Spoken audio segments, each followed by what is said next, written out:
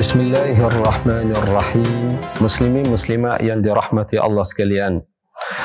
Allah Subhanahu wa taala menyatakan tentang kejadian manusia dan hikmah kejadiannya melalui surah Wat-Tini Waz-Zaitun wa Turi Sinin wa hadzal baladil amin.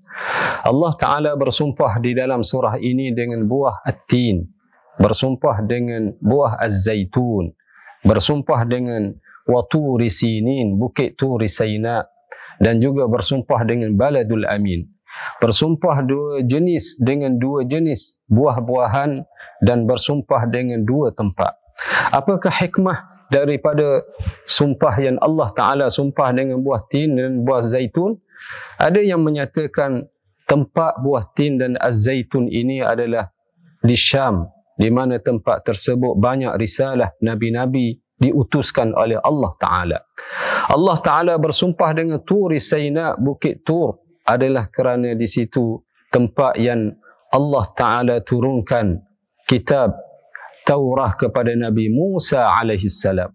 Dan Allah Ta'ala bersumpah dengan wahadzal baladil amin, dengan Makkah, kerana Makkah ini adalah tempat Allah Ta'ala turunkan wahyu kepada Nabi kita sallallahu alaihi wasallam.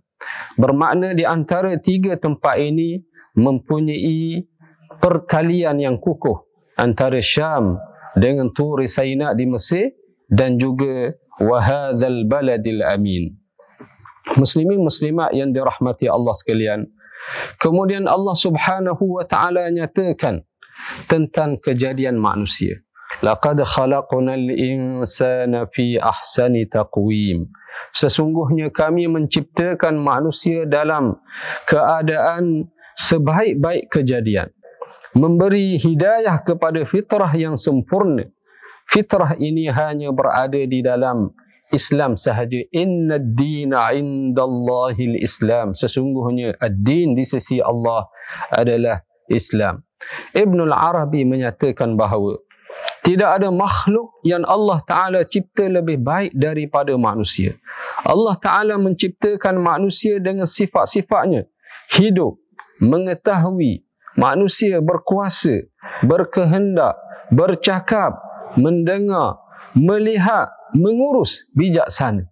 Ini adalah sebahagiannya sifat yang Allah Ta'ala yang beri kepada manusia.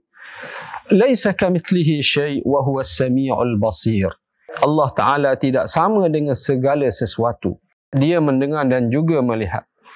Kemudian Allah Ta'ala nyatakan thumma radadnahu asfala safilin.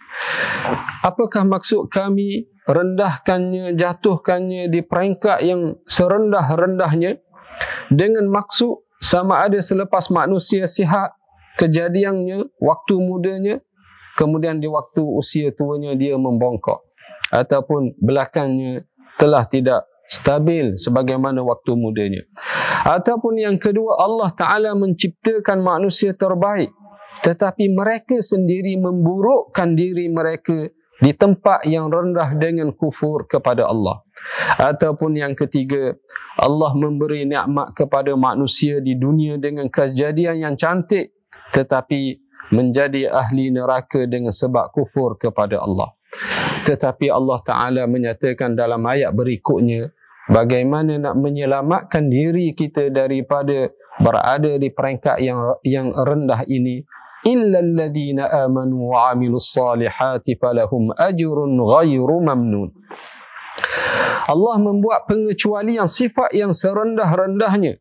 Yang tidak rendahnya adalah orang yang beriman dan beramal salih. Dengan maksud orang beriman setelah lanjut usia, ganjaran amalannya adalah sama dengan semasa muda melakukan ibadahnya. Seolah melakukan amalan semasa mudanya. Walaupun waktu usianya tua tidak banyak melakukan ibadah, tetapi waktu mudanya lakukan ibadah, maka ganjaran di usia tuanya juga diberi oleh Allah Subhanahu wa taala. Fama yukadzibuka ba'du bid-din alaysa Allahu bi ahkamil hakimin. Jika demikian kekuasaanku, maka apa pula yang menjadikan engkau seorang pendusta berkata tidak benar mengenai hari pembalasan? Bukankah Allah yang demikian kuasanya seadil-adil hakim? Ibnu Ashur menyatakan bahawa ketika menceritakan tentang Allah sebaik-baik hakim, maka diketahui bahawa semua qada yang Allah Ta'ala putuskan adalah menepati kebenaran, dan setiap orang mesti berpegang dan patuh kepada qadanya serta mengikut hukumnya. Wallahu a'lam.